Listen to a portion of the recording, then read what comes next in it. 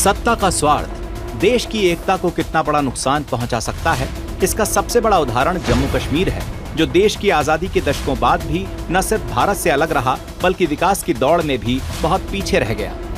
आजादी के बाद भी नेहरू शुरू से ही जम्मू कश्मीर को भारत से अलग मानते रहे, इसलिए जम्मू कश्मीर के मुद्दे को देश में ही हल करने के बजाय वे उससे संयुक्त राष्ट्र ले गए।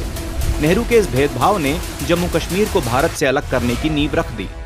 जम्मू कश्मीर भारत से इसलिए भी अलग रहा क्योंकि नेहरू ने शेख अब्दुल्ला से अपनी दोस्ती निभाने के लिए देश को दांव पर लगा दिया और उनके ही मित्र की बनाई हुई धारा 370 को घाटी में लागू कर दिया। नेहरू के दोस्त को कश्मीर की गद्दी मिल गई, नेहरू भी सत्ता की राह में आगे बढ़ गए, लेकिन पीछे रह गए घाटी के करोड़ों लोग, जो एक ही देश में दो निशान, दो विधान और दो प्रधान की राजनीति का शिकार हो गए।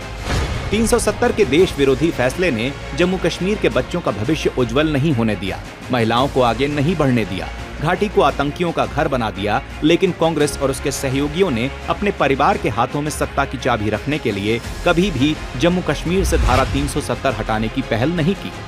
अगर कांग्रेस की सोच देश विरोधी ना होती तो उसके पास ऐसे कई मौके थे जब वो जम्मू कश्मीर को भारत का अभिन्न अंग बना सकती थी, लेकिन कभी परिवारवाद, कभी कांग्रेस के सत्ता के लालच ने देश को एक नहीं होने दिया।